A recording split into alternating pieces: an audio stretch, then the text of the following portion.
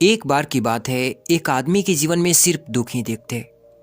वो जो भी काम करता, उस बेचारे का वो काम पूरा ही नहीं होता। घर में आता तो घर में क्लेश बना रहता। किसी से कोई मदद मांगता तो कोई उसकी मदद नहीं करता था। उसे ऐसा लगता था कि चारों ओर से दुखों का पहाड़ उसी पर टूट पड़ा है। उसे समझ नहीं आ रहा था कि मैं इन दुखों से पार कैसे पाऊं। वो दिन रात यही सोचता रहता कि अपने दुखों से छुटकारा कैसे पाना है। इसी कारण से वो रात में सो भी नहीं पाता था। उसकी आंखों के नीचे बड़े बड़े काले घेर बन गए थे, जो इस बात का प्रतीक थे कि वो आदमी कितना दुखी है, कितना चिंतित है। कभी कभी तो उसके मन में आत्महत्या करने के भी ख्याल आते थे, लेकिन अपने परिवार की चिंता करके वो एक कदम नहीं उठा पाता था। वो इतना दुखी हो गया था कि उसने निर्णय किया कि वो इन दुखों से छुटकारा पाकर ही रहेगा। इसके लिए चाहे उसे कितनी भी मेहनत करना पड़े, कुछ भी करना पड़े, चाहे अंगारों पर भी चलना पड़े, लेकिन वो इन दुखों से छुटकारा हासिल करके रहेगा। ऐसे ही उसने एक दिन अपने मित्र से पूछा कि मैं अपने जीवन को कैसे सुधारूं। उसके मित्र ने उसे बताया कि तुम किसी बाबा के पास जाओ। बाबाओं के पास ऐसा मंत्र रहता है जिससे दुख दूर हो जाते हैं, जीवन खुशियों से भर जाता है और धन संपदा भी हासिल हो जाती है। तुम किसी ऐसे बाबा को ढूंढो, बस तुम्हारा काम बन जाएगा। उस आदमी के मन में ये बात पूरी तरह बैठ गई कि कोई बाबा ही मेरा दुख दूर कर सकता है, और इसीलिए उसने किसी बाबा के बारे में पता चलता तो वो उस बाबा के पास पहुंच जाता। उस बाबा के पास अपनी समस्या बताता और उससे उसका समाधान पूछता और कहता कि बाबा, मैं कुछ भी करने के लिए तैयार हूं, लेकिन मुझे मेरी इन समस्याओं से छुटकारा दिला दीजिए। आप जो कहेंगे मैं वो करूंगा, लेकिन मेरे जीवन को सुधार दीजिए बाबा। बाबा उसे कुछ टोने टुटके बता देते थे करने के लिए, और बदले में दान दक्षिणा ले लेते थे कि ये टोना टुटका करने के बाद तुम्हारा घर सुख शांति बनी रहेगी। बस इस टोटके को पूरी विधि के साथ करना। वो आदमी घर लौटकर पूरी विधि के साथ टोने टुटके करने लगता, लेकिन बहुत टोने टुटके करने के बाद भी उसके जीवन में कुछ बदलाव नहीं आया। इसके विपरीत उसका जीवन और ज्यादा दुखी हो गया। जो भी बाबा उसे टोना टुटका देता था, बदले में उसे दक्षिणा लेता था, जिससे उसका धन भी धीरे धीरे खत्म हो रहा था। इससे उसके जीवन में दुख और ज्यादा बढ़ने लगा। तब उसे लगा कि बाबाओं के पास जाने से मेरा दुख कम होने के बजाय बढ़ते ही जा रहा है, तो मुझे क्या करना चाहिए? बाबाओं के पास जाऊं या ना जाऊं? फिर एक दिन एक आदमी ने उसे बताया कि तुम अपने घर में किसी पंडित को बुलाकर हवन करवा लो। हवन होगा तो घर शुद्ध हो जाएगा। कोई भी बुरी ऊर्जा होगी घर में तो वो घर से बाहर चली जाएगी। किसी पंडित को बुलाकर पूरी विधि विधान से मंत्रोच्चारण करवाओ और हवन करवाओ, जिससे तुम्हारे घर में सुख और शांति आए। उस आदमी के मन में ये बात बैठ गई और उसने एक पंडित को बुलाकर हवन करवा दिया। हवन अच्छी तरह से संपन्न हुआ। बदले में पंडित ने भी अच्छी दान दक्षिणा ली और उसके बाद वो वहां से विदा हो गया। लेकिन कुछ दिनों के बाद उस आदमी को यह महसूस हुआ कि उसके जीवन में अब भी कोई बदलाव नहीं हुआ है। अब वो आदमी पूरी तरह से दुखी हो गया और ज्यादा परेशान हो गया। उसे लगने लगा था कि मेरे जीवन में अब दुख कभी खत्म ही नहीं होंगे, और यही सोच सोचकर उस आदमी का बुरा हाल हो गया था। फिर एक दिन उसे अपने मित्र से एक ऐसे बाबा के बारे में पता चलता है जो समाधान बताने के लिए कोई दान दक्षिणा नहीं लेता था। उस आदमी को लगा कि ये बाबा दूसरे बाबाओं की तरह नहीं हो सकता, क्योंकि ये दान दक्षिणा तो लेता ही नहीं, और ये दान दक्षिणा नहीं लेता तो सच में कोई सिद्ध बाबा होगा। और यही सोचकर उस बाबा के पास वो पहुंच जाता है। जब वो आदमी वहां पर पहुंचता है तो वो बाबा ध्यान में बैठे हुए होते हैं। यह देखकर वो आदमी वहीं पर चुपचाप बैठकर ध्यान से बाहर आने का इंतजार करने लगता है। थोड़ी देर बाद बाबा ने आंखें खोली तो सामने एक दुखी और परेशान युवक को बैठे देखा। वो उसकी आंखों के नीचे काले घेरे को देखते ही समझ गए कि ये आदमी अपने जीवन से कितना परेशान है। उसे संबोधित करते हुए बाबा ने पूछा कि बच्चा, क्या चाहते हो? बाबा के पास क्या लेने आए हो? उस आदमी ने कहा कि बाबा, मैं अपने जीवन से बहुत परेशान हूं। मैंने इन दुखों को दूर करने के लिए बहुत सारे रास्ते अपनाए, हर वो तरकीब करके देखे जो किसी बाबा ने मुझे बताई, हर वो काम किया जो किसी भी इंसान ने मुझसे करने को कहा, लेकिन मेरे जीवन के दुखों में कोई कमी नहीं आई। बाबा, इसके विपरीत मेरे जीवन के दुखों की बढ़ोतरी हो गई। मुझे समझ नहीं आ रहा है कि मैं क्या करूं। कभी कभी तो मैं आत्महत्या करने की भी सोचता हूं, लेकिन अपने परिवार को सोचकर ये कदम नहीं उठा पाता। मैंने आपके बारे में बहुत सुना है बाबा, और मैं बहुत उम्मीद के साथ आपके पास आया हूं। कृपया करके मुझे कुछ ऐसा मार्ग बताएं जिससे मुझे अपने दुखों से छुटकारा मिल जाए। मैं अपने दुखों से छुटकारा पाने के लिए कुछ भी करने को तैयार हूं। आप मुझे कोई भी रास्ता बताएं, चाहे वो रास्ता कितना भी कठिन क्यों ना हो, मैं उसको पार करके रहूंगा। बाबा ने महसूस किया कि ये आदमी सच में बहुत परेशान है। बाबा ने उसकी बात सुनकर कहा कि बच्चा, दुखों को दूर करने के लिए मंत्र ऐसे ही नहीं मिलते। मंत्रों को पाने के लिए कुछ करना पड़ता है। तुम क्या कुछ कर सकते हो? यह सुनकर तो पहले तो उस आदमी ने सोचा कि ये बाबा भी दान दक्षिणा ही मांगेगा, लेकिन और कोई रास्ता ना पाकर उस आदमी ने कहा कि बाबा, आपको भी जितना दान दक्षिणा चाहिए मैं देने के लिए तैयार हूं, लेकिन आपका मंत्र सच्चा होना चाहिए, वो पूरा होना चाहिए, उसका फल मुझे मिलना चाहिए। उसके बाद आप जो भी दान दक्षिणा लेना चाहते हो वो मैं दे दूंगा। बाबा ने कहा कि दान दक्षिणा तो बहुत छोटी सी चीज है, मुझे वो नहीं चाहिए। इस पर वो आदमी सोच विचार करके बोला कि बाबा, मैं अंगारों पर भी चलने के लिए तैयार हूं, आप मुझे बस आज्ञा दीजिए। बाबा ने कहा कि अंगारों पर चलने वाली छोटी चीज मैं तुमसे नहीं करवाने वाला हूं। मैं जो तुमसे करवाने वाला हूं वो बहुत कठिन मंत्र है, क्या उसे पूरा कर पाओगे? उसने बाबा से कहा कि बाबा, मुझे बताइए तो करना क्या होगा, मैं कुछ भी करने को तैयार हूं।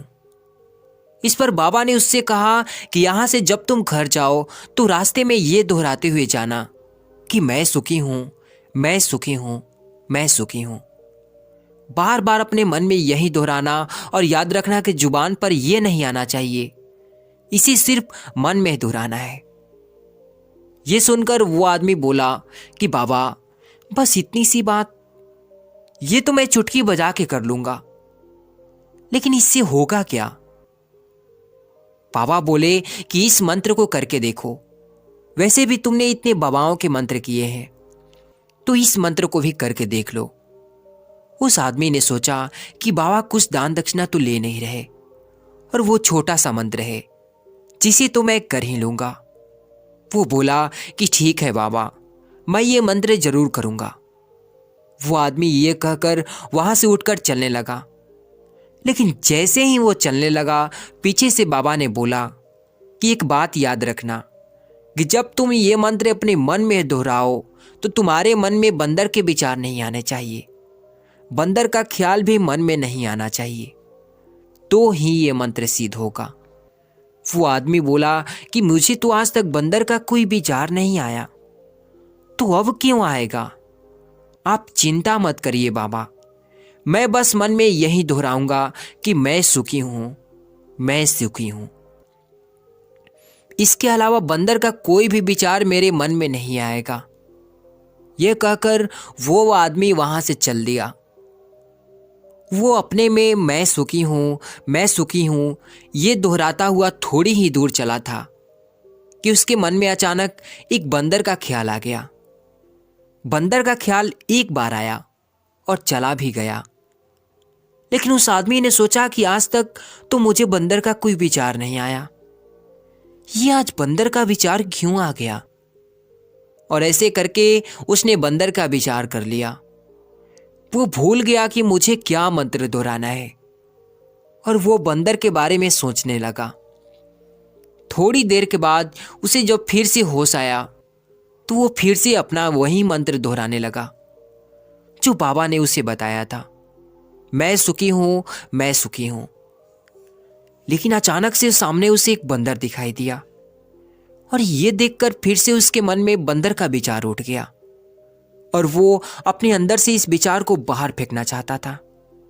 वो चाहता था कि मेरे अंदर किसी भी तरह के बंदर के विचार ना आए, लेकिन उसके सामने तो बंदर ही बंदर दिखाई दे गया।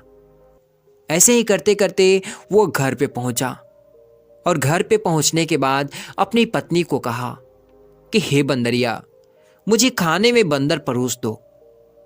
और जब उसे एहसास हुआ कि उसने ये क्या बोल दिया तो वो अपने बाल नोचने लगा। वो दीवारों पर सर मारने लगा कि आज तक मुझे बंदर का कोई विचार नहीं आया और आज मुझे क्या हो गया है कि मुझे हर जगह बंदर ही बंदर नजर आ रहे हैं। ये कैसी माया है। यही सोच सोचकर वो आदमी रात भर सो नहीं पाया।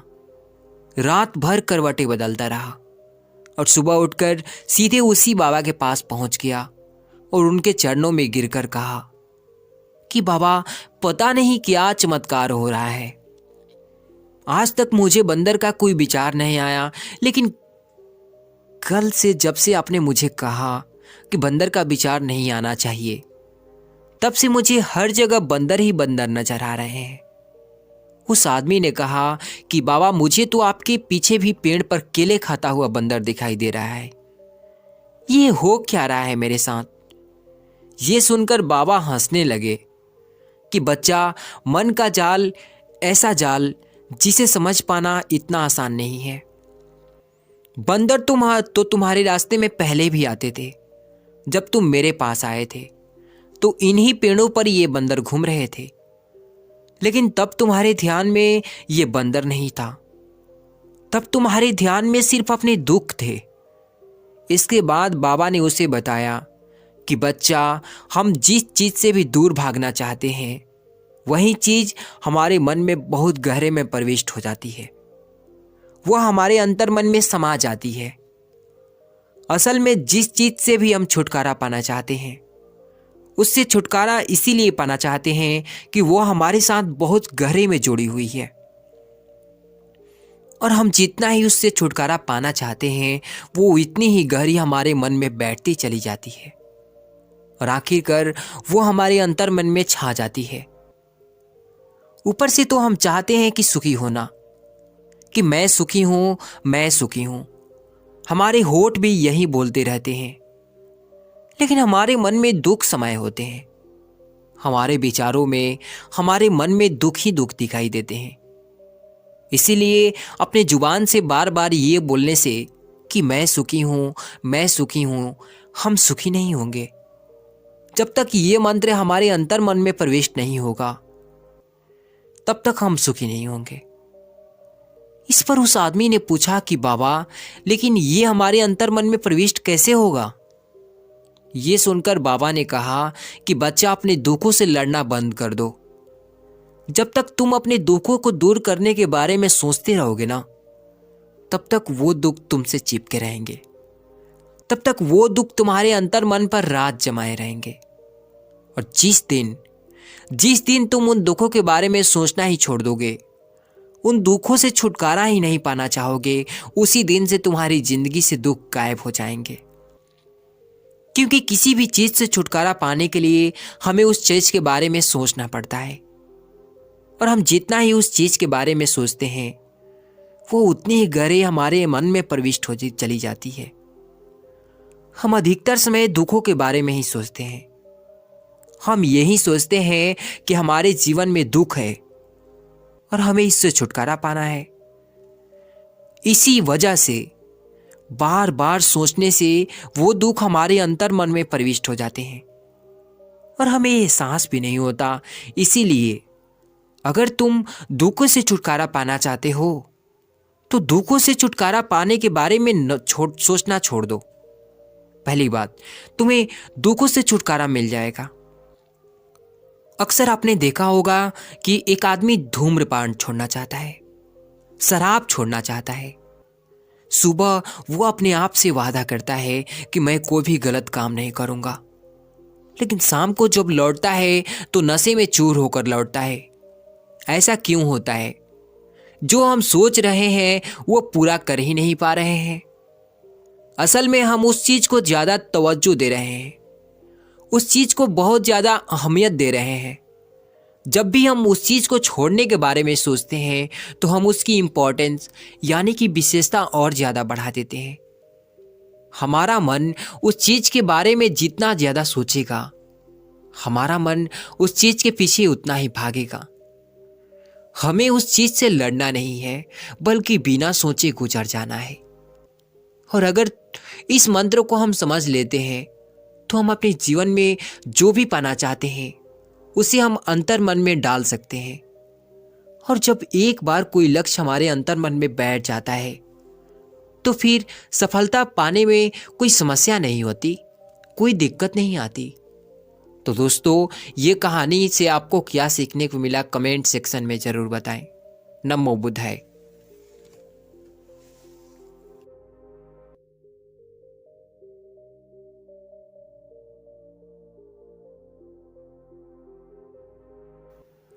बहुत समय पहले की बात है। एक छोटा सा गांव था। उस गांव में दो भाई रहा करते थे। बड़ा भाई अंधा था, जिस कारण वो हमेशा घर पर ही बैठा रहता था, और छोटा भाई खेती किया करता था। लेकिन खेतों में अधिक जानवर आने से पूरी फसल नष्ट हो जाती थी, जिस कारण छोटा भाई बहुत परेशान हो चुका था। तभी उसे एक तरकीब सूझी। एक दिन उसने सोचा कि खेतों में से इन जानवरों को भगाने के लिए क्यों ना मैं अपने बड़े भाई की मदद लूं। वैसे भी बड़े भैया अंधे हैं। अगर वो खेत में बैठे रहेंगे और जानवरों की आहट आने पर वो उन्हें जोर से चिल्लाकर भगा सकते हैं, जिससे हमारी फसलें बच सकती है। इसलिए उन्हें मैं खेत में बैठा देता हूँ। ये सब सोच विचार करने के बाद वो अपने खेत में ही एक छोटी सी झोपड़ी तैयार की और अपने अंधे भाई को उस खेत में बैठा दिया और उनसे कहा, भैया, यदि कोई जानवर की आहट आपको सुनाई दे तो आप जोर जोर से चिल्लाना। ये सुनकर जानवर वहाँ से भाग जाएंगे और हमारी फसलें नष्ट होने से बच जाएंगी। बड़ा भाई अपने छोटे भाई की बात मान लेता है और वो उस दिन से खेत में ही रहना शुरू कर देता है। जब भी किसी जानवर की आहट उसे सुनाई देती तो वो तुरंत जोर जोर से चिल्लाना शुरू कर देता है, जिससे वो जानवर उस खेतों से भाग जाते।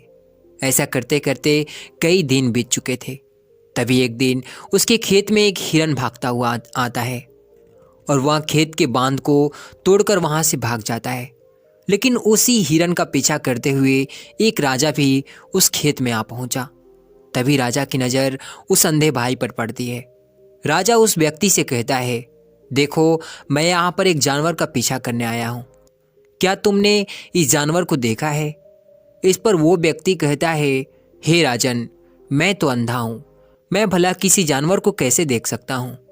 लेकिन मैं आपको इतना जरूर बता सकता हूँ कि जो जानवर मेरे खेतों से होकर भागा है वो आपके लायक नहीं है। आप उसके पीछे यूं ही अपना समय व्यर्थ कर रहे हैं। राजा उस अंधे व्यक्ति की बात सुनकर बड़ा अचरज में पड़ गया। वो ये सोचने लगा कि ये तो अंधा है, फिर इसे पता कैसे कि जिस हिरन को मैं तलाश कर रहा हूँ वह हिरन मेरे लायक नहीं है। ये अंधा व्यक्ति मुझे कैसे बता सकता है? तभी राजा उस अंधे व्यक्ति से कहते हैं, कहीं तुम मुझसे झूठ तो नहीं कह रहे हो? एक तरफ तो तुम कह रहे हो कि तुम अंधे हो और दूसरी तरफ तुम ये भी कह रहे हो कि जो जानवर यहाँ से भागा है वो मेरे लायक नहीं है। इस पर वो अंधा व्यक्ति कहता है, हे राजन, जिसे आप एक हिरन समझ रहे हैं, असल में वो एक हिरन नहीं बल्कि हिरनी है, और वो भी गर्भवती है। और जहाँ तक मुझे ज्ञान है, मैंने किसी राजा को किसी गर्भवती हिरन का शिकार करते हुए नहीं सुना है। और इसी कारण मैं आपसे यह कह रहा हूँ कि वो हिरनी आपके लायक नहीं है। आप उसके पीछे अपना समय व्यर्थ ना करें। यह सुनकर राजा और भी अचरज में पड़ गया। वो ये सोचने लगा कि आखिर में ये अंधा आदमी ये कैसे जान सकता है कि वो हिरनी है और गर्भवती भी है। राजा कुछ देर सोच विचार करने के बाद अपने सेनापति से कहता है कि सेनापति जी, मुझे वो जानवर जिंदा चाहिए, क्योंकि मुझे यह पता करना है कि क्या वह हिरनी है और क्या वह गर्भवती है। क्योंकि यह अंधा आदमी बहुत विश्वास के साथ कह रहा है और मुझे इस बात की पुष्टि करनी है। यदि वह हिरनी हुई और गर्भवती हुई तो वह हमारे शिकार के लायक नहीं है, क्योंकि हम तो एक हिरन का पीछा कर रहे थे। इसलिए जाओ और पता करो कि क्या वह हिरनी है। सेनापति राजा से आज्ञा लेकर आगे की ओर चलता है और कुछ देर बाद जब वो वापस लौट कर आता है तो वह राजा से कहता है कि हे राजन, इस अंधे आदमी की बात जो भी कहा है सच है, वो बिल्कुल सही है। वो एक हिरनी ही है और वह गर्भवती भी है। यह सुनकर राजा आश्चर्यचकित रह गया। उसे समझ नहीं आ रहा था कि आखिर ये अंधा आदमी कैसे बता सकता है कि वह जानवर एक हिरनी है और तो और वह गर्भवती है। भला एक अंधा आदमी यह कैसे देख सकता है, ये कैसे जान सकता है, आखिर इसे यह कैसे पता चला। ऐसे कई सारे प्रश्न अब राजा के मन में उभरने लगे। अब राजा ने यह ठान लिया था कि अब मुझे इस तरह तह तक पहुंचना ही है कि आखिर यह अंधा आदमी कैसे जानता है कि वह जानवर एक हिरनी है। यह सोचकर राजा उस अंधे आदमी के पास जाता है और उस अंधे आदमी से कहता है कि देखो, मैं ये तो नहीं जानता कि तुम सचमुच अंधे हो या नहीं, लेकिन मैं तुमसे एक बात जानने आया हूँ। क्या तुम मेरे प्रश्नों का सही सही जवाब दोगे? इस पर अंधा व्यक्ति कहता है, हे राजन, आप जो कुछ पूछना चाहते हैं मुझसे पूछ सकते हैं। मैं आपके हर प्रश्न का सच सच जवाब दूंगा। इस पर राजा कहता है, देखो, एक तो तुम कहते हो कि तुम अंधे हो और दूसरी तरफ तुमने यह बात बता दिया कि जिस जानवर का पीछा मैं कर रहा हूँ वो एक हिरनी है और तो और वह गर्भवती भी है। आखिर तुम्हें यह कैसे पता चला? तुम्हारे खेत में तो और भी जानवर आते होंगे और भी तो जानवर यहाँ से गुजरते होंगे, फिर तुमने यह कैसे अंदाजा लगाया? तभी वह अंधा व्यक्ति राजा से कहता है, हे राजन, आप जिस हिरनी का पीछा कर रहे थे वही हिरनी जब मेरे खेत में आई, उसकी रफ्तार और उसके भागने की आहट से मुझे यह एहसास हो चुका था कि यह एक हिरनी है और मेरे खेत की जो बांध है वह बहुत छोटी है, उसकी ऊंचाई ज़्यादा नहीं है। यदि कोई हिरन होता तो उस बांध को वो आसानी से लांघ जाता, लेकिन वह हिरनी इस बांध को तोड़कर भागी है और यदि वह इस बांध को छलांग लगाकर पार करने का प्रयास करती तो इससे उसके बच्चे को खतरा होता। और इसी बात से मैंने यह पता लगा लिया कि वह गर्भवती है। इस कारण वह ज़्यादा ऊंची छलांग न लगाकर मेरे खेत के बांध को तोड़ते हुए भाग गई। इस पर राजा के मन में एक और प्रश्न उठा।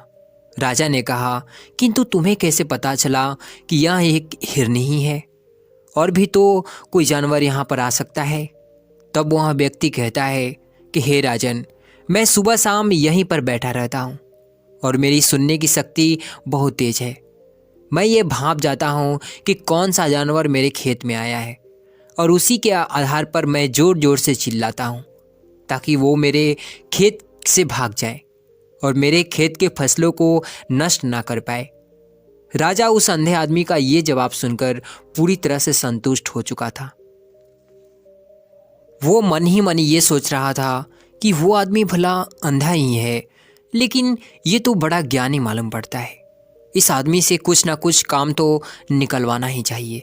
ये विचार लिए राजा वहाँ से वापस अपने महल की ओर लौट जाता है।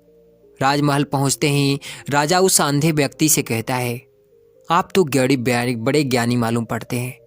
आपको किसी भी बात का पता बड़ी ही आसानी से चल जाता है। आज मैंने आपको यहाँ पर इसलिए बुलाया है क्योंकि मैं आपसे ये जानना चाहता हूँ कि मेरी पत्नी पवित्रता है या नहीं। इस पर वो अंधा व्यक्ति कहता है, हे राजन, ये कैसा प्रश्न हुआ? इस पर राजा कहता है, मैंने आपसे बिल्कुल उचित प्रश्न किया है, मुझे इस प्रश्न का उत्तर दीजिए। इस पर वो अंधा व्यक्ति कहता है कि हे राजन, ये सारी बातें जाने दीजिए। आपकी शादी को इतने साल बीत चुके हैं, अब आप ये बात क्यों जानना चाहते हैं? आपके मन में ऐसे प्रश्न क्यों उठ रहे हैं? इस पर राजा जीत करते हुए कहता है कि देखिए, आपको इस प्रश्न का उत्तर तो देना ही होगा। यदि आप मुझे इस प्रश्न का उत्तर नहीं देंगे तो मैं आपको मृत्यु दंड दे दूंगा। राजा के मुख से यह बात सुनकर अंधा व्यक्ति कहता है कि हे राजन, यदि आप इस प्रश्न का उत्तर जानना चाहते हैं तो आपको मेरा एक काम करना होगा। राजा कहता है, बोलो मुझे क्या काम करने होंगे? इस पर अंधा व्यक्ति कहता है, इसके लिए आपको मेरे साथ आपकी पत्नी के कमरे में अकेले छोड़ना होगा। उस अंधे व्यक्ति की यह बात सुनकर राजा पहले तो क्रोधित हो जाता है, लेकिन फिर सोच विचार करने के बाद वह उस व्यक्ति की बात मान लेता है और अपने सेनापति को आदेश देता है कि सेनापति जी, इस व्यक्ति को और मेरे पत्नी को एक ही कमरे में कुछ देर के लिए अकेला छोड़ दो। सेनापति बिल्कुल वैसा ही करता है। अब राजा की पत्नी और अंधा आदमी एक कमरे में बंद हो चुके होते हैं। तभी वह अंधा आदमी राजा की पत्नी से कहता है, मुझे आपको छूना है। इस पर रानी अत्यधिक क्रोधित हो जाती है और उस अंधे आदमी को पकड़ पकड़ कर पीटने लगती है, कभी हाथों से तो कभी लातों से तो कभी पटक पटक कर। इस तरह उन्होंने अंधे आदमी की खूब पिटाई की। उसके बाद वह किसी तरह से अंधा आदमी से जान बचाकर वहाँ से भाग निकलता है और वह राजा के पास पहुँचता है और वह राजा से कहता है, हे राजन, आपकी पत्नी पतिव्रता नहीं है। ये बात सुनकर राजा अत्यधिक क्रोधित हो उठता है और राजा अपनी तलवार निकालकर सीधा अपनी पत्नी की ओर चला जाता है और क्रोधित होकर वह अपनी रानी से कहता है, रानी, आज मैं जो भी सवाल तुमसे करने वाला हूँ उसका मुझे सच सच जवाब चाहिए, और यदि आपने एक शब्द भी झूठ कहा तो आपका सर मैं धड़ से अभी का अभी अलग कर दूंगा। तभी वह राजा आगे कहता है, मुझे बताइए कि आप पतिव्रता है या नहीं। इस पर रानी कहती है कि हे राजन, आप भले ही मुझे जान से मरवा दीजिए, लेकिन मैं पतिव्रता नहीं हूँ। राजा यह बात सुनकर बहुत खुश हुआ, क्योंकि उस अंधे आदमी ने जो भी कहा था वह बिल्कुल सच था। यह बात सुनकर तुरंत ही वह राजा उस अंधे आदमी के पास पहुंचा है और आकर उस अंधे आदमी से कहता है कि तुम्हें कैसे पता चला कि मेरी पत्नी पतिव्रता है या नहीं। इस पर वो अंधा आदमी कहता है कि हे राजन, बहुत सीधी सी बात है। मैं तो आपकी पत्नी से बस इतना ही कहा था कि मुझे आपको छूना है, और वह इस बात पर इतना क्रोधित हो उठी कि उन्होंने गुस्से में आकर मुझे लात घूंसों से मुझे पीटना शुरू कर दिया। और भला कोई औरत किसी और मर्द को कैसे छू सकती है? लेकिन उन्होंने और देखा न ताओ, उन्होंने बस लात घूंसे मुझ पर बरसाने शुरू कर दिए। वह भी तो एक छूना ही हुआ, और एक पतिव्रता नारी कभी भी पराये मर्द को नहीं छूती। जब मैंने उसे छूने के लिए कहा था तो वह मना कर सकती थी, लेकिन उन्होंने मुझे पीटना शुरू कर दिया और देखते ही देखते उन्होंने मेरे पूरे शरीर को छू लिया। अब आप ही बताइए, ऐसी स्त्री भला पतिव्रता कैसे हो सकती है? इस पर राजा कहता है, तुम तो बड़े ज्ञानी मालूम पड़ते हो। अच्छा ठीक है, चलो तुम मेरे एक प्रश्न का और जवाब दो। तुमने अगर मेरे इस प्रश्न का सही सही जवाब दे दिया तो मैं तुम्हें यहाँ से जाने दूंगा। आगे राजा उस अंधे आदमी से कहता है कि तुम ये बताओ कि क्या मैं सच में अपने ही पिताजी का बेटा हूँ या फिर किसी और का? इस पर वो अंधा व्यक्ति कहता है, हे राजन, इस बात से आपका क्या लेना देना? आप किसी की भी औलाद हो, फिर आप हैं तो इस राज्य का राजा ही ना, इसलिए इस प्रश्न को दाने दीजिए। लेकिन राजा कहता है, नहीं नहीं, मुझे इस प्रश्न का उत्तर जानना है, अन्यथा यह प्रश्न मुझे हमेशा परेशान करता रहेगा, इसलिए मैं इसका सही सही जवाब जानना चाहूँगा। यदि तुम इसका सही सही जवाब दे देते हो तो तुम यहाँ से जा सकते हो, मैं तुम्हें नहीं रुकूंगा। इस पर वो अंधा आदमी कहता है, हे राजन, इसके लिए तो मुझे आपके माँ के पास भी जाने की कोई आवश्यकता नहीं है। मैं आपको अभी अभी बता सकता हूँ कि आपकी किसकी औलाद है।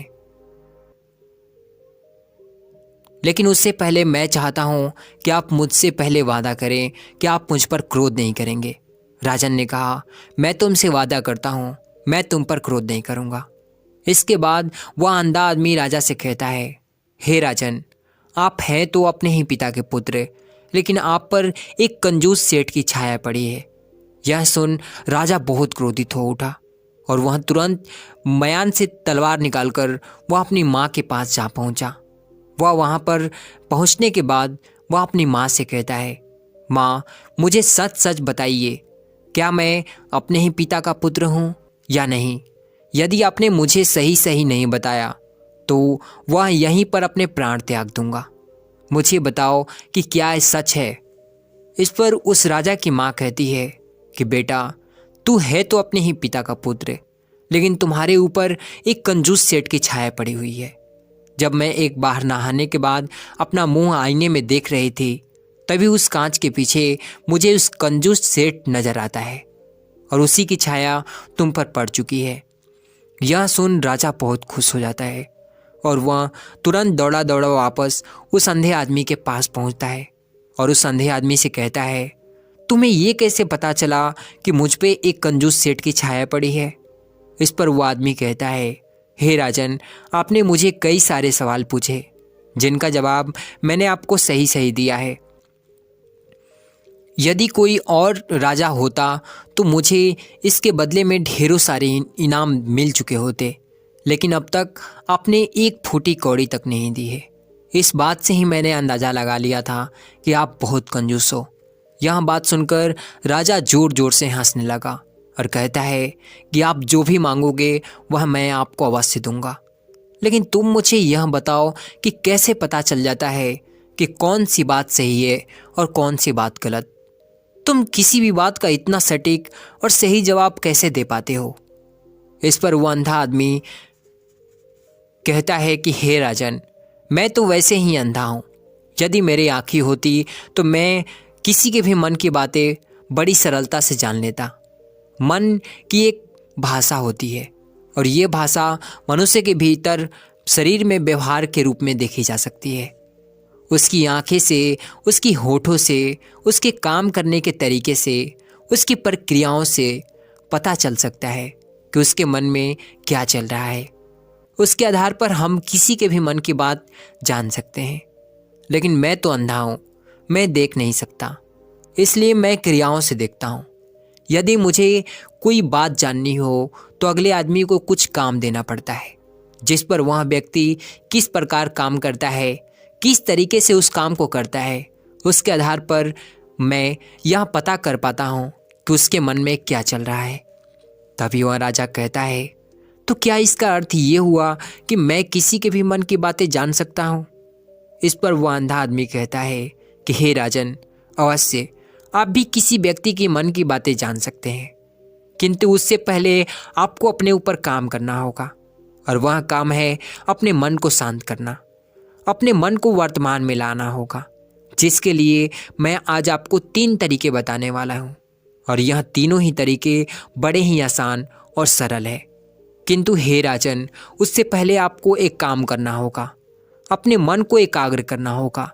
जब हम अपने मन को एकाग्र करते हैं, अपने मन को वर्तमान में लाते हैं, तो हम दूसरे के मन की बात जान सकते हैं, क्योंकि वह आदमी अभी भी अपने मन में वर्तमान ही सोच रहा है और हमें भी मन को वर्तमान में ही लाना होगा, तभी हम उसके मन की बात जान सकते हैं। यदि हम अतीत में हुई घटनाओं के बारे में सोच रहे हैं तो वह जो अगला आदमी वर्तमान में सोच रहा है, वर्तमान में अपने मन में बात कर रहा है, वह हम कैसे जान पाएंगे? क्योंकि हम तो अतीत की घटनाओं में डूबे हुए हैं।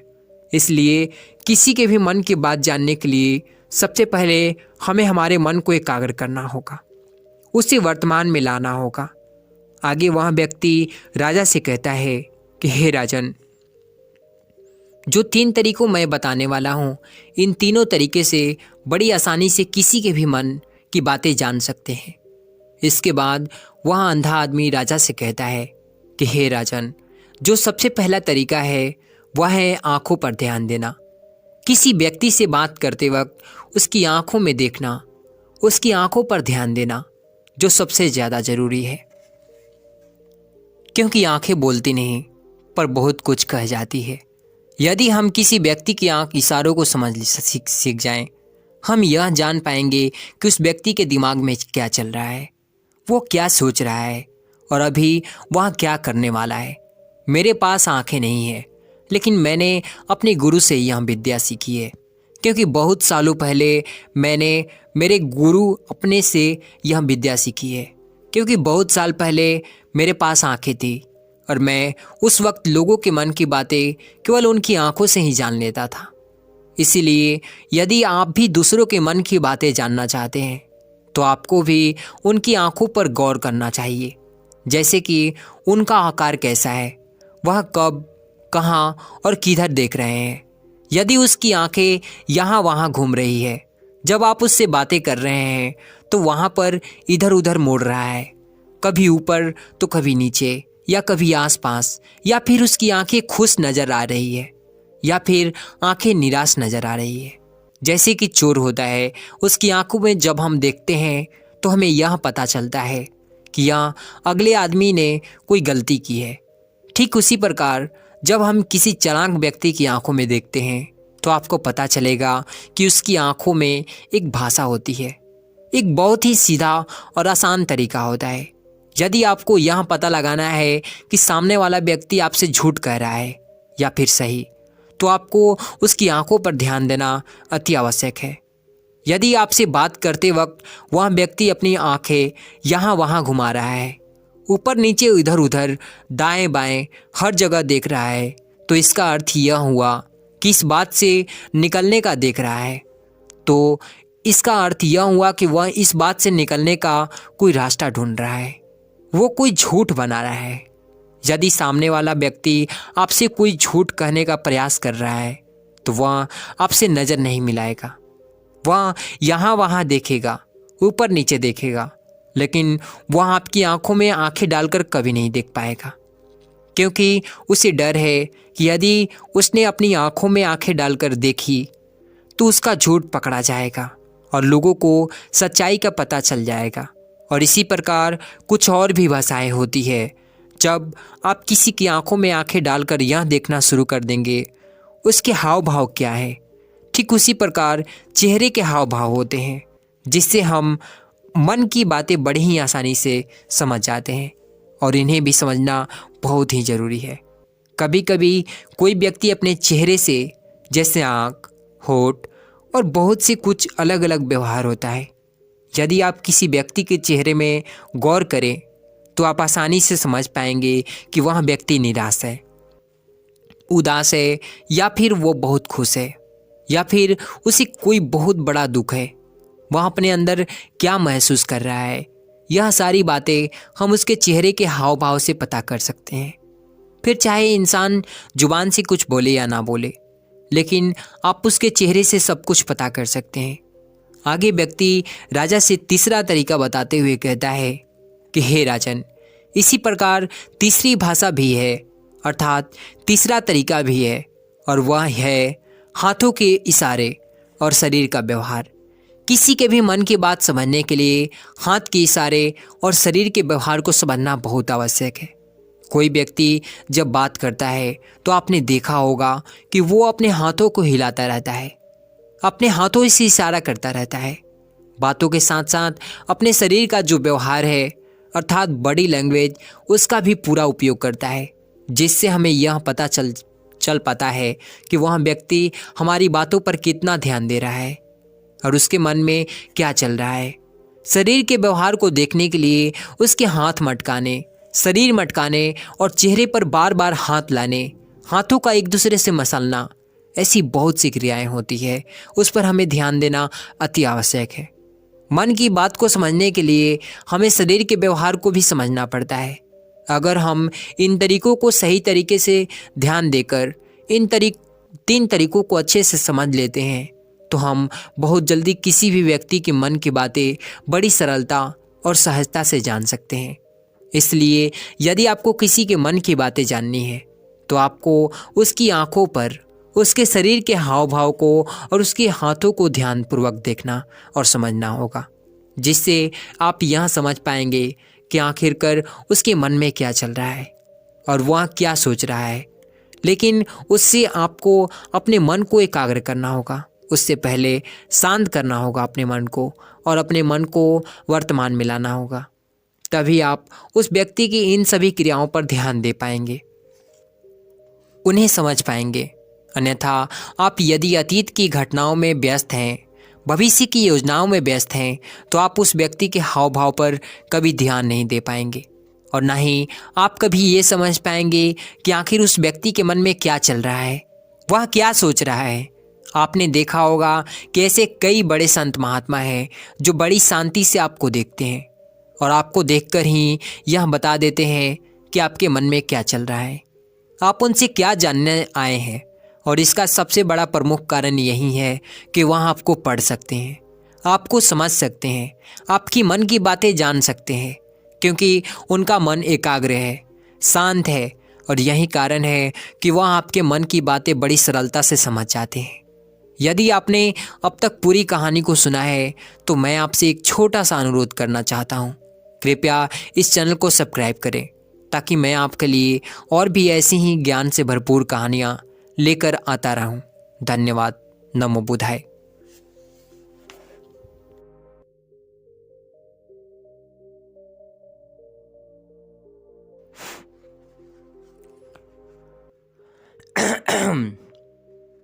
प्राचीन समय की बात है। एक राजा था, वह बहुत बड़ा दानी था। वो अपनी प्रजा को महीने में एक बार दान जरूर देता था। लोग जो भी मांगते उन्हें वो मिल जाता था।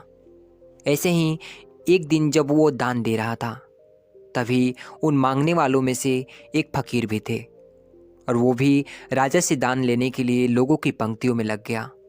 और जब उस फकीर का बारी आया तो राजा के एक अधिकारी ने उनसे पूछा कि बाबा, आपको क्या चाहिए? जो भी चाहिए वो आपको अवश्य मिलेगा। उस अधिकारी की बात सुनकर वो फकीर उनसे कहता है कि मैं तुमसे नहीं, तुम्हारे राजा से मांगूंगा। कृपया अपने राजा को बुलाओ, क्योंकि मैं जो मांगूंगा वो केवल तुम्हारे राजा ही मुझे दे सकते हैं। और जाने के अलावा अब तो वो अधिकारी करता भी क्या, क्योंकि राजा का सख्त आदेश था कि कोई भी व्यक्ति उनके द्वार से वापस बिना धन लिए जा ना सके। और इसी आदेश के कारण वो अधिकारी उस फकीर को वहाँ से भगा भी नहीं सकता था। अंततः उस फकीर का आवेदन लेकर वो अधिकारी राजा के पास जाता है और बोलता है कि महाराज, एक फकीर आए हैं और वो कह रहे हैं कि वो सिर्फ राजा के हाथों से ही दान लेंगे। अधिकारी की यह बात सुनकर राजा को बहुत आश्चर्य हुआ। फिर राजा खुद उस फकीर को दान देने के लिए चल पड़े। वहां पहुंचकर राजा ने फकीर से नम्रता भाव से कहा, हे फकीर बाबा, बताइए आपको क्या चाहिए? आपको जो भी चाहिए मैं आपको वो दूंगा, आप निसंदेह मांगिए। इस पर उस फकीर ने कहा, क्या जो मैं मांगूंगा उसे आप दे सकते हैं राजन? आप पीछे तो नहीं हटेंगे? उस फकीर की यह बातें सुनकर वहां बाकी सभी लोग चौंक उठे। सबको लगा कि ये राजा का सिंहासन तो नहीं मांग से लेगा। और यह बातें सुनकर राजा भी फंस गया, वह भी कुछ नहीं कह सका। राजा भीतर ही भीतर सोच रहा था कि अगर मैं पीछे हट गया तो इसकी इतनी सालों की मेहनत पानी में चला जाएगा। फिर उस राजा ने फकीर से कहा, आप जो मांगोगे मैं उसे देने के लिए तैयार हूं। अगर कोई राज्य चाहिए, अगर मेरा सिंहासन चाहिए, वो भी आपको मिलेगा। बोलिए, क्या चाहिए आपको? उस फकीर ने राजा से कहा, राजन, मुझे इतनी छोटी सी चीज नहीं चाहिए, मुझे तो कुछ बड़ा चाहिए। और मेरा मांगा हुआ चीज आज तक कोई दे नहीं पाया है, आज तक किसी ने पूरा नहीं कर पाया है। क्या तुम दे सकोगे? अभी भी वक्त है, सोच लो राजन, क्योंकि अभी भी तुम ना कह दोगे तो वो चीज मैं मांगूंगा ही नहीं। यह बात सुनकर राजा के अहंकार को ठेस पहुंच गया और वो ऊंच स्वर में बोले, मेरे राज्य में किसी भी चीज की कोई कमी नहीं है, आप जो चाहोगे आपको वो मिलेगा, आप मांग कर तो देखो। फिर उस फकीर ने अपनी झोली से एक कटोरा निकाला और कहा, महाराज, मैं बस इतना ही चाहता हूँ कि मेरे इस कटोरे को किसी भी चीज़ से भर दो। फकीर की यह बात सुनकर राजा और आसपास के वहां खड़े लोग जोर जोर से ठहाका मारकर हंसने लगे। राजा ने अपने मंत्री से कहा, लगता है यह कोई पागल है, इसने बेकार में ही इतना बड़ा हंगामा कर दिया। फिर उस राजा ने अपने अधिकारियों को आदेश दिया कि जाओ, इस फकीर के इस कटोरे के भर दो। अधिकारियों ने सिपाहियों को आदेश दिया और सिपाहियों ने आदेश का पालन करते हुए तुरंत सीने के सिक्कों से फकीर के कटोरे को भर दिया। लेकिन सोने के सिक्के डालने के बावजूद भी वह कटोरा भर न सका, वह तो खाली ही था। फिर मंत्री ने और सोने के सिक्के डालने को कहा। सिपाही ने और सोने के सिक्के डाले, लेकिन कटोरा अभी भी खाली था। यह देखकर सभी आश्चर्यचकित हो गए। फिर मंत्री ने 10-12 सोने के सिक्के से भरी थैली उस कटोरे में डाल दी, लेकिन कटोरा अभी भी खाली था। यह दृश्य बड़ा ही आश्चर्य था। फकीर यह सब देखकर बगल में खड़ा मुस्कुरा रहा था। फकीर ने कहा, अभी भी मेरा कटोरा भरा नहीं है, यह तो खाली है। इसके बाद वहां मौजूद सारा स्वर्ण उस कटोरे में धीरे धीरे समाया जा रहा था, लेकिन वह कटोरा जैसे भरने का नाम ही नहीं ले रहा था।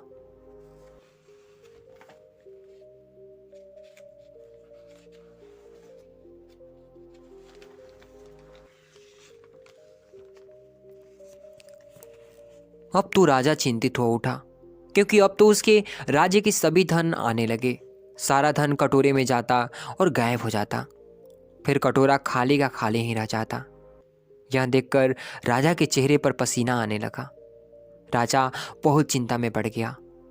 राजा का चेहरा देखने लायक था और राजा को चिंतित देखकर राजा उनसे बोले, राजन, अगर मेरे कटोरे को नहीं भर सकते हो, कोई बात नहीं, मैं चला जाता हूँ। फिर ये मत कहना कि तुम एक बहुत बड़े दानी हो, तुमने किसी को खाली हाथ नहीं लौटाया। जब तुम एक कटोरे को नहीं भर सकते हो तो तुम कैसे दानी हो सकते हो? फकीर की ये बातें सुनकर राजा ने कहा, चिंता मत करिए, मैं इसे भरकर ही रहूंगा। धीरे धीरे करके उस राजा के पास जितना भी स्वर्ण था, धन था, सब उसके कटोरे में डाल दिया गया। मंत्री और सिपाही को भी ये चिंता होने लगी कि इस तरह से तो राजा अपने सारे धन को बर्बाद कर देंगे और फिर राज्य चलाने के लिए उनके पास कुछ भी धन नहीं बचेगा। फिर मंत्री ने चुपके से राजा से कहा, महाराज, अभी भी राज्य का लगभग आधा से अधिक धन इस फकीर के कटोरे में डाला जा चुका है, अब और क्या किया जाए? फिर फकीर ने बोला कि हे राजन, अगर आप इसे सोने के सिक्कों से नहीं भर सकते तो इस राज्य की किसी भी चीज से भर सकते हो। यह सुनकर मंत्री ने फिर राजा से कहा कि महाराज, जब ये फकीर कह रहा है तो क्यों न इस कटोरे को राज्य के राजसी वस्त्रों से भर दिए जाए। राजा ने मंत्री से कहा कि तुम्हारा सुझाव उत्तम है। फिर राजा ने आदेश दिया कि इस फकीर के कटोरे को राज्य के बहुमूल्य राजसी वस्त्रों से भर दो। फिर राजा के आदेश पर उस कटोरे को राजसी वस्त्रों से भरा जाने लगा, लेकिन फिर से उस फकीर का कटोरा भरने का नाम ही नहीं ले रहा था। राजा ने मंत्री से कहा कि अब क्या किया जाए, इस फकीर का कटोरा भर ही नहीं रहा है। फिर मंत्री ने राजा से कहा कि महाराज, हमारे पास झुकने के अलावा और कोई उपाय नहीं है, अब कोई रास्ता नहीं है। यह फकीर कोई मामूली फकीर नहीं है, अवश्य ही कोई महान आत्मा है, इसके पास अवश्य ही कोई अद्भुत शक्ति है, इसीलिए इससे हमें क्षमा मांग लेनी चाहिए। मंत्री की यह बात सुनकर राजा को अच्छा लगा। फिर उस फकीर से राजा ने नम्र निवेदन से कहा कि हे फकीर बाबा, मैं इस कटोरे को भरने में नाकाम रहा, इसके लिए हम आपसे क्षमा मांगते हैं। फिर फकीर ने कहा, कोई बात नहीं, इस दुनिया में कोई भी ऐसा पैदा नहीं हुआ है जो इस कटोरे को भर पाए। आज तक इस कटोरे को कोई नहीं भर सका। फिर उस राजा ने कहा कि आखिर इस कटोरे में क्या है जो कोई भर नहीं सका। फकीर ने कहा, एक दिन मैं शमशान के रास्ते से जा रहा था, वहाँ मुझे एक इंसान की खोपड़ी मिली और उस खोपड़ी से मैंने यह कटोरा बनाया। यह कटोरा इंसान की खोपड़ी से बना हुआ है। यह कोई मामूली कटोरा नहीं है और इंसान की खोपड़ी कभी नहीं भरती। यह हमेशा खाली ही रहती है। इंसान जीवन भर इस खोपड़ी में कुछ ना कुछ डालना चाहता रहता है, अपनी इच्छाओं को पूरा करता रहता है। एक से एक कीमती चीज, धन दौलत, सोना चांदी, इसमें सब कुछ डाला जा सकता है, लेकिन वासनाओं से भरी यह खोपड़ी हमेशा खाली ही रह जाती है। इसे लगता है कि हमें और चाहिए, हमें और चाहिए। फिर इंसान अपने एक इच्छाओं को पूरा करता है, फिर यह खोपड़ी बोलता है कि हमें और चाहिए, हमें और चाहिए। यह हमेशा कुछ मांगती ही रहती है। इसकी लालच का कोई अंत नहीं है। इंसान की खोपड़ी एक बहुत ही गहरा कुआं है, जो भी डालो यह कभी नहीं भरती। इसे भरने में जीवन भर इंसान लगा रहता है, लेकिन यह कभी नहीं भरती। आपके जीवन में क्या किसी इंसान ने कभी ऐसा कहा है कि मैं पूर्ण रूप से संतुष्ट हो गया हूँ, अब मुझे कुछ भी नहीं चाहिए? कोई भी ऐसा नहीं होगा। हमारी इच्छाओं का, हमारी कामनाओं का कोई अंत नहीं है। हमारी इच्छाएं अनंत हैं। धीरे धीरे उम्र के साथ हमारी वासनाएं बढ़ती चली जाती है। इसलिए भीड़ में शामिल होने से अच्छा है कि हम खुद के लिए कुछ समय निकालें। हम खुद पर, अपने आप पर ध्यान केंद्रित कर पाएं, अपने आप को जागृत करें, अपने आप को जानें, अपनी भावनाओं को समझें, अपने अंदर की इच्छाओं को जानें। अपने आप को इस अंधों की दौड़ में शामिल करने से अच्छा है कि अपने आंखें खोलकर किसी जगह पर बैठ जाएं, स्थिर हो जाएं, और फिर देखिए कि हमारा मन कहाँ जा रहा है, हम क्या चाह रहे हैं, हमारी इच्छाएं क्या हैं, हम किन वासनाओं में फंसते जा रहे हैं। तो ये आपको सुझाव और कहानी कैसा लगा